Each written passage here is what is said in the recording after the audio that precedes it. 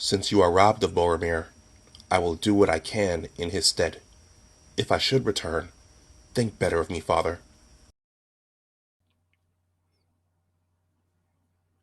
In this video, I'm going to go back to J.R.R. Tolkien's Middle-earth and talk about some of my favorite characters from the Lord of the Rings trilogy: Boromir, Faramir, Denethor. And I'm going to talk about sons, fathers, and some of the complexities of family and life.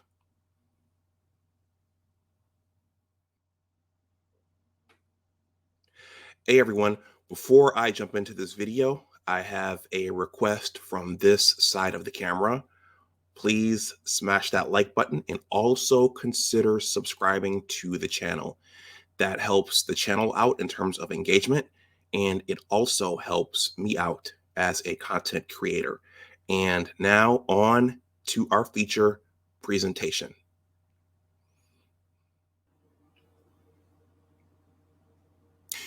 By the way, everyone, I'm going to talk about a part of the Lord of the Rings, a part of the trilogy in this video. I don't have any Lord of the Rings paraphernalia, so I decided to go with a scarf in the spirit of Peregrine Took, also known as Pippin. So I'm going for a bit of a Hobbit look, for this video.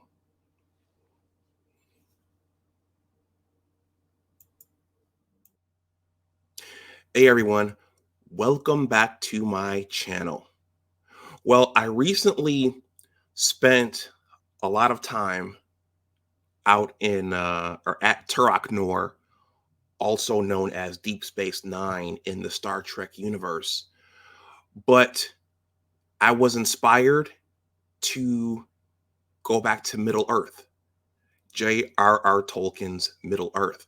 And so in this video, I'm going to revisit three of my favorite characters from the Lord of the Rings trilogy: Boromir, Faramir, and their father Denethor.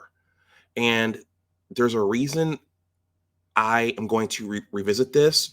I mean, not only are these three of my favorite characters, and their individual story within the entire trilogy is one of my favorite stories, but I think it also relates to my life, and I'll talk about that in this video.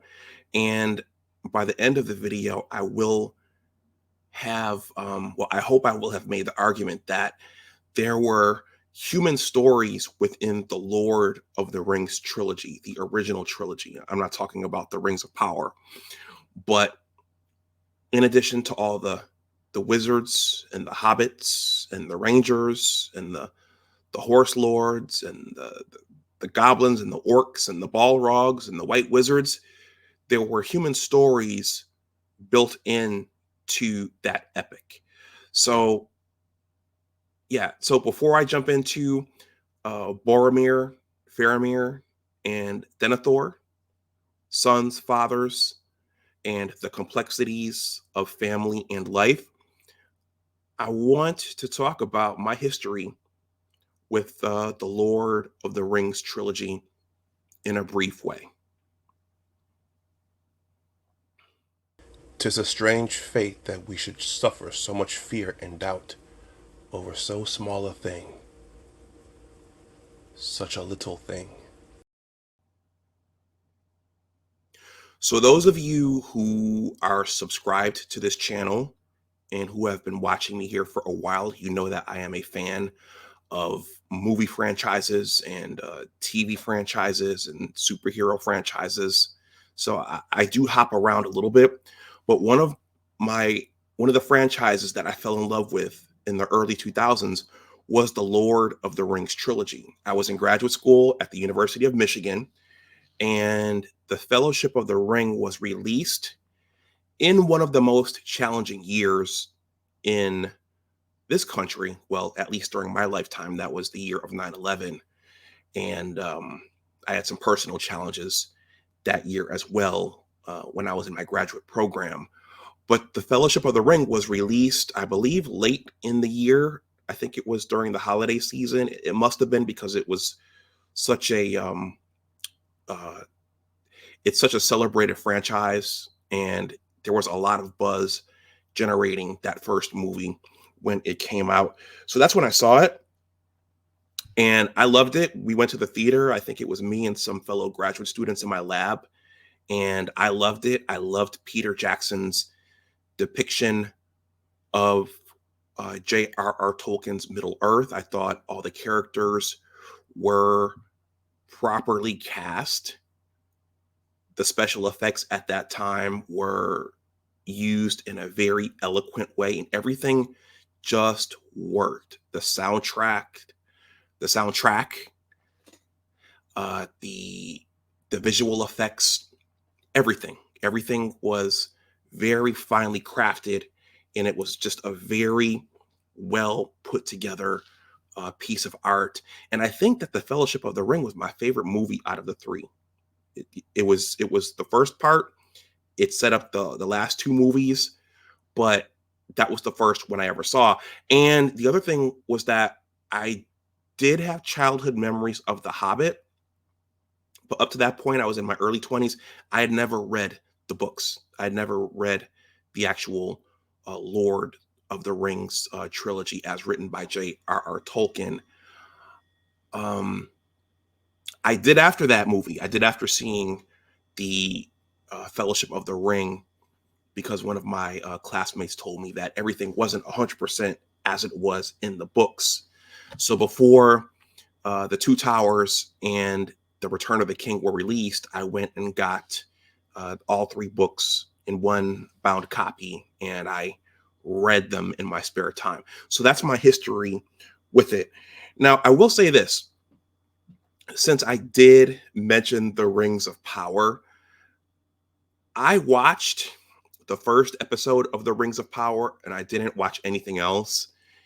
Maybe I'm guilty of letting all the negative reviews impact my opinion of the show, but the show got killed by everybody. And I think this is a good point. Well, I think this is a good point and a good juncture to note that when I watched the original Lord of the Rings trilogy, because I have all three extended editions back there on DVD, at some point I did notice, you know what? There are no black people in here. There are no black people. There are no black heroes or heroines. I'm sorry, heroines, no black heroes or heroines. None of the wizards are black. None of the hobbits are black. None of the horse lords or the soldiers of Gondor, none of them are black. Maybe some of the orcs and some of the Uruk-hai under their makeup, maybe those were black and brown skinned people, much the same way many of the Klingons in the Star Trek universe, under their makeup, they were black. But I did notice that the main cast, they were all white and or of European descent. But you know what? What I realized after a while is that it didn't matter to me. I didn't care that the entire cast was of European descent, because that was J.R.R. Tolkien's world, and that was his art, and that was his interpretation, and that was his story. So, and that's the most important part for me, and that's the story, and being sucked into story and being sucked into that story world. So, Mr. Tolkien and Peter Jackson, as the director of all three of those movies, they succeeded in doing that, and that was the most important thing for me. So in my library, I did do something on the Black Aragorn controversy. I am a bit of a traditionalist, so much the same way I think that T'Challa should have been recast in the Marvel Cinematic Universe. I think that Aragorn should continue to be of what we would consider European descent in our world. So I am a bit of a traditionalist. So I just wanted to say this because I think all of the companies and the movie studios and the folks in Hollywood who are making these things today, I just wanted to say, get back to making quality stories and stay true to the artistic visions of these franchises that you're acquiring and taking over. Yeah, don't worry about making Middle Earth diverse. Don't worry about putting social messages inside stories where they don't belong. Get back to making good movies and telling quality stories, and stay true to the original vision of the artist who created those properties.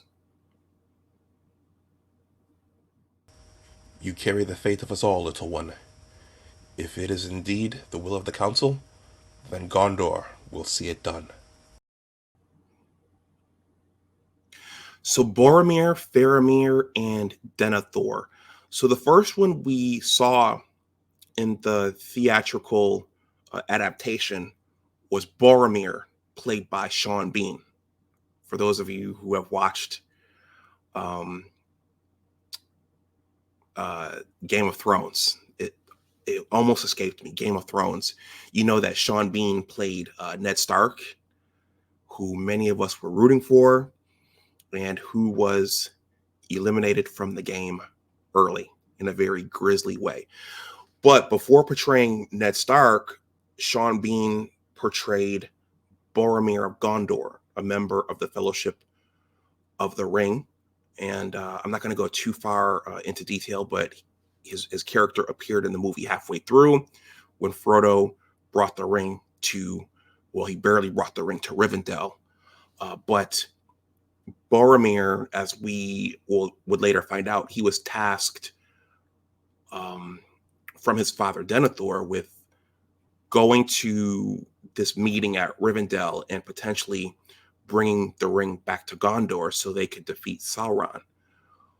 Boromir gets convinced that the only thing that could be done to hold off Sauron was to take the ring to the pits of Mount Doom and cast it back in. So they all set out on the adventure.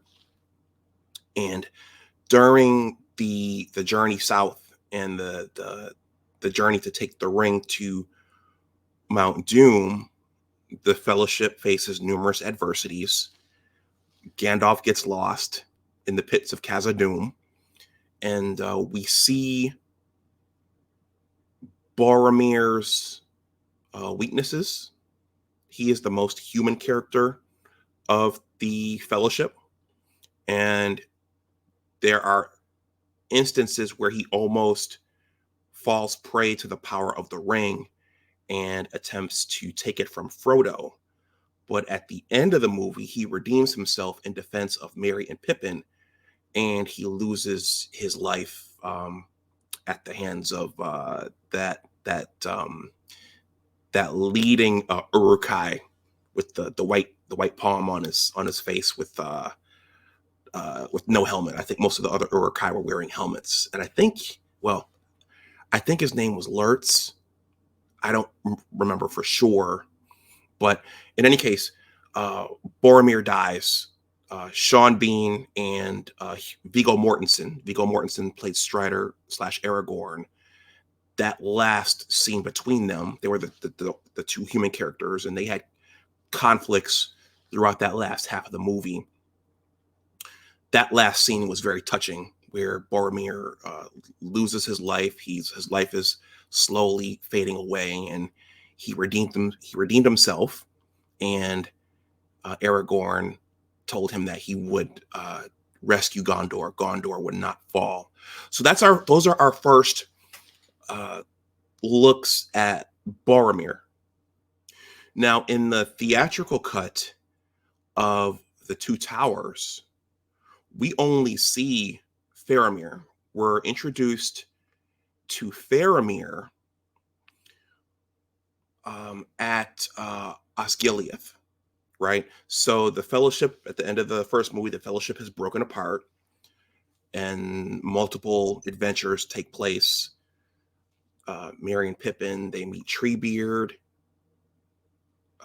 Aragorn, Gimli, and Legolas, and Gandalf reemerges. They go to Rohan to help uh, Rohan out of the rut that it's in. And then Frodo and Sam, with the accompaniment of Gollum, they're attempting to take the ring into Mordor to Mount Doom. And so on the way there, they're captured by Faramir, who takes them back to Osgiliath. And we learn that Faramir was Boromir's brother. Okay, Faramir is the captain of Gondor, and he's Boromir's brother.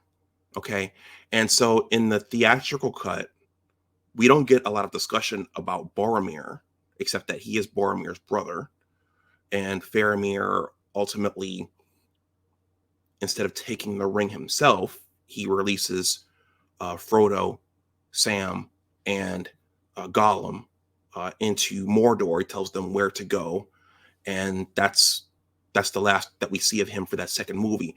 But shortly after The Two Towers, the theatrical cut, was released in the theaters, I started seeing commercials of a scene with Boromir standing on top of a tower in Osgiliath giving a speech, and that was for the extended edition.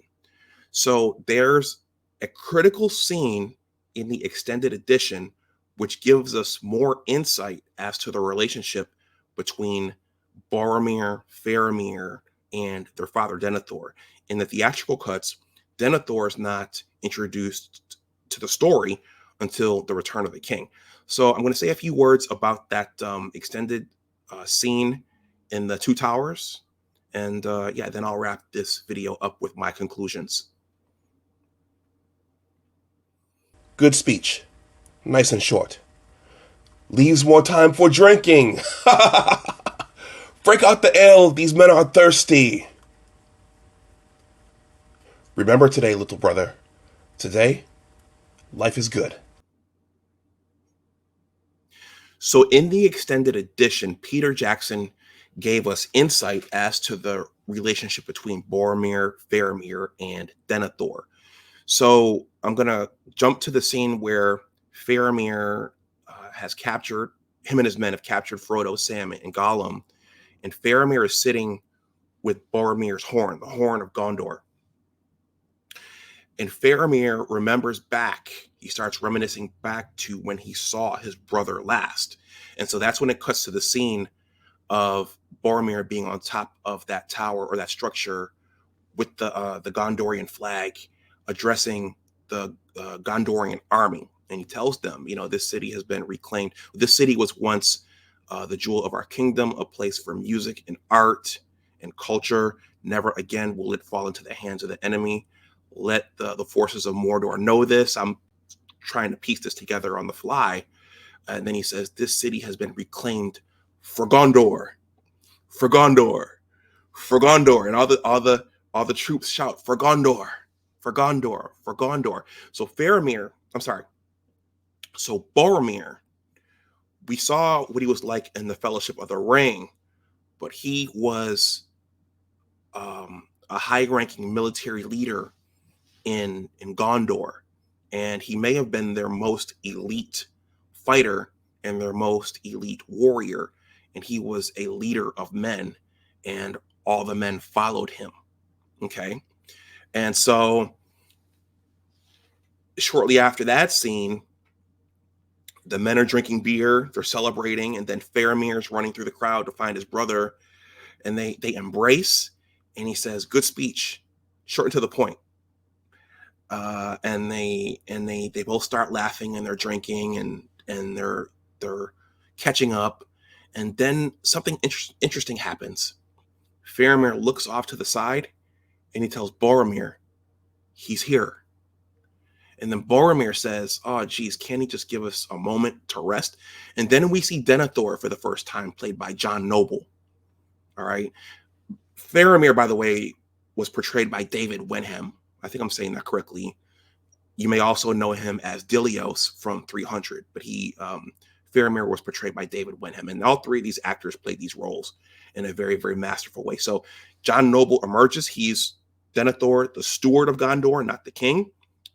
Gondor hasn't had a king since Isildur died, and he's charged with taking care of Gondor, overseeing it.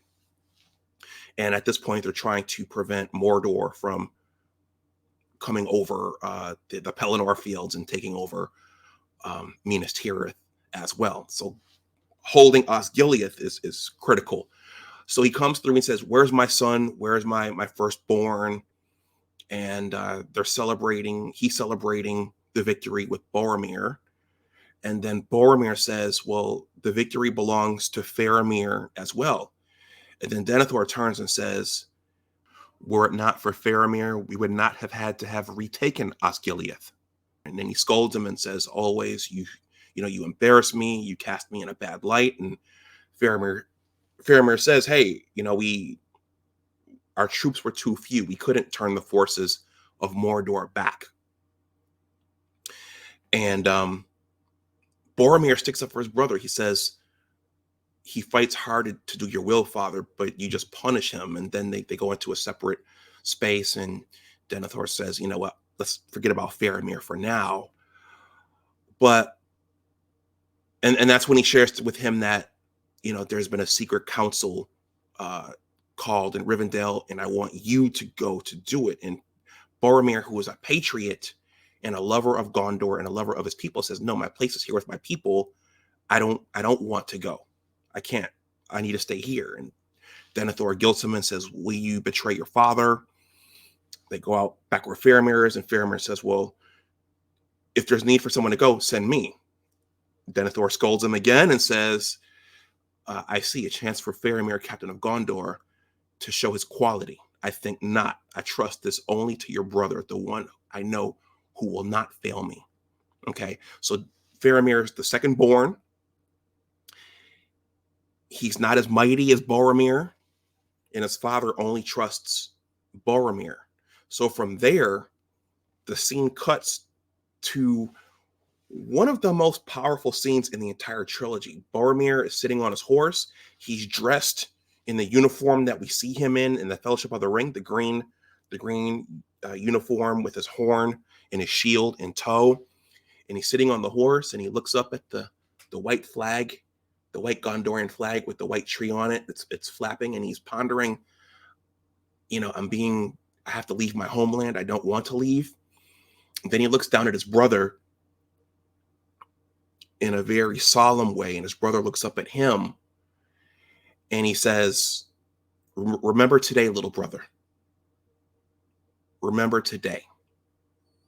And then he slowly trots off. Now, that was significant because in the beginning, I didn't mention this during the celebration of when Boromir and the forces turned back the orcs and the goblins at Osgiliath, and then they're drinking the beers. That's one of the first things he tells Faramir is, "Remember today, little brother. Today, life is good." So he said that then when they're celebrating, and then he says it again right there when he's departing, when they both know that they're probably never going to see each other again, and they both have that inkling that we're never going to see each other again. And throughout that entire sequence, you see just how tight Boromir and Faramir are. And so for me, that was just a riveting sequence and a riveting scene because I have an older brother. I'm the second of two siblings, and I have an older brother, and we're tight, we're close. And it's always good when we haven't seen each other in a while, and it's always hard to part. We've had a few dust-ups over the years, as siblings do, but me and my brother have always been tight. So that particular scene really, really touched me. And as the second born, I can say that there is something very regal and something very royal about being the firstborn. My brother, he's the firstborn. So when my father in particular, when relatives speak of that, my brother was the firstborn. And as the secondborn, you are, throughout your life, you're working to make your own legacy, and you're working at least for a stage in life, to measure up to the firstborn. So I thought that was significant. I thought it was significant during that sequence that Boromir stuck up for his brother, even as his father disparaged Faramir, and even as Faramir fell short to Denethor, Boromir stuck up for him. And I think what was also riveting about that scene is that families are complex, familial interactions are complex, and they're dynamic and they're fluid and they change over our lifetimes. But in some instances, parents can become terrors to their children. And in some instances, the children bond against their parents. And in some instances, parents favor one child over the other. And in some instances, yeah, the both children look at each other, or however many children there are, and they they come to an understanding, or they get to a point where in some instances they dread their parents, or they have to team up against their parents, or maybe their parents have, or their parent in this instance has alienated them in a way, and those children are all they have to relate to one another. So that's what touched me about that scene, the bond between the brothers, and then the the strain with their father. That really touched me, especially when Faramir said, he's here, and Boromir said, "Oh, geez, can't he just give us a moment to celebrate and rest?" Because that says that Denethor was working Boromir as well. That says that Boromir, no matter how loyal he was to Denethor, Denethor was wearing on him as well. Ideally, that doesn't happen with your parents, but in many instances, in some instances, it does. And that's real. And we see that in life sometimes.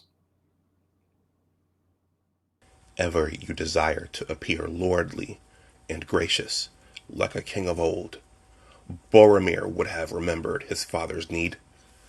He would have brought me a kingly gift. Now, as described, Boromir attempted to take the ring a couple of times from Frodo in the Fellowship of the Ring. And so the way J.R.R. Tolkien wrote the story and the way Peter Jackson portrayed that on the big screen, Faramir faced a similar decision when he had to decide to release Sam and Frodo and Gollum into Mordor, and Faramir passed the test much easier than his brother Boromir did. And Faramir showed his quality at that point. And Sam said in a scene that I thought was kind of cool, he said, "Captain Faramir, you showed your quality." And David Wenham kind of turns his head like, and Sam says, "The very highest." So despite the criticism he got from his father, despite how his father disparaged him, and despite that he was the son that was left, even though his father probably would have preferred that Faramir died and Boromir was left. Despite all that, Sam paid Faramir one of the greatest compliments that he could have received. Now, that being said, Faramir did release the Ring of Power as opposed to taking it to his father. And I think at least in the extended edition of the Return of the King, Denethor did scold him for that. But Denethor also challenged him once again to retake Osgiliath. And once again, Faramir told him, "That city is overrun now. We can't do it." And Denethor challenged him over and over and over again. Is there not a soldier here who will do his father's will? So in many instances, well, in some instances in life, you do have children who tell their parents, "Listen, this is what we're dealing with. This is not what you think it is. And for me to do this, for us to do this, this would be foolish. But the parents are so in their point of view and in their world and in their realm of thinking that they still insist that no, you must go and do this. So in the Return of the King, I almost said the Fellowship. Yeah, the Faramir puts on the Gondor armor, and with the soldiers, a pack of the soldiers that are left, they descend the levels of Minas Tirith and go out into the Pelennor fields and try to retake Osgiliath. And I think Faramir was the only survivor from that mission. And of course, we know that he survives. And that's when Denethor realizes that that's his last son and that he sent his son to die. And Faramir survives, but Denethor doesn't. So I thought that was interesting. So Faramir, despite his challenges, despite not being the favorite son, and despite his father disparaging him and always comparing him to his brother, there are parents who do that as well. Eventually, he redeemed himself. His quality was shown, his character was shown. And I think at the end, he ultimately became the steward under Aragorn, who was the king that returned. You? Huh. Oh, I see. A chance for Faramir, captain of Gondor, to show his quality. I think not. I trust this mission only to your brother, the one who I know will not fail me. So sometimes these videos, they come to me, these ideas, they come. And in some instances, they come because there are things that are happening in my own personal life. And families are complicated. Relationships with siblings are complicated. Relationships with parents are complicated. And things are fluid. They're always moving. They're always changing depending upon what's happening in life. Sometimes you're good, your friends, your close relatives, and then life happens and then you become enemies, either temporarily or permanently. So I thought about this scene. I thought about these characters. I thought about these actors, and I thought about my own life. And in some instances, art imitates life. And going back to the Rings of Power, again, I didn't watch the entire thing, but what I can say about the original Lord of the Rings trilogy is that in addition to the Nazgul and the Uruk-hai and the White Wizards and the Horse Lords and the Hobbits and the Ents, written into all those characters were true humans, true human stories. Written into those characters were true human stories and true human dynamics. So for me personally, that story and the various parts of it, yeah, they absolutely resonated with me, and they have stayed with me even to this day. I haven't watched my extended trilogy in a while. Maybe I will after this, but I just wanted to do a video based upon those three characters because of how well that was done, and because of the themes, and because of things happening in my personal life. And maybe I'll do more content on Middle Earth and the Lord of the Rings. I planned to do more Star Trek content, but this one just happened. Boromir would not have brought you the ring. He would have stretched out his hand to this thing. He would have taken it. He would have fallen. He would have kept it for his own. When he returned, you would not have known your son. So let me know what you think in the comments section below. Did you enjoy the original Lord of the Rings trilogy? Did you have any favorite characters? Could you relate personally to any parts of the story? Let me know what you think in the comments section below. This is Big Discussions 76, Entertainment and Media. My name is Dr. Anwar Yusuf Dunbar. Please like, share, and subscribe, especially if you are new to the channel. If you want to donate something to the channel, my Cash App and PayPal are below in the description box. And finally, please consider joining the Big Words LLC Newsletter. In addition to being a YouTube content creator, I'm also a writer myself with 2 blogs and a book project on the way, which I will be talking about on this channel to some degree. All right, everyone, enjoy the rest of your day. Thank you for watching. And as always, remember that your attitude determines your altitude. Always try to do your best. Take care, and I will talk to you the next time. Bye-bye. My father is a noble man, but his rule is failing, and our people lose faith. He looks to me to make things right, and I will do it, for I will see the glory of Gondor restored.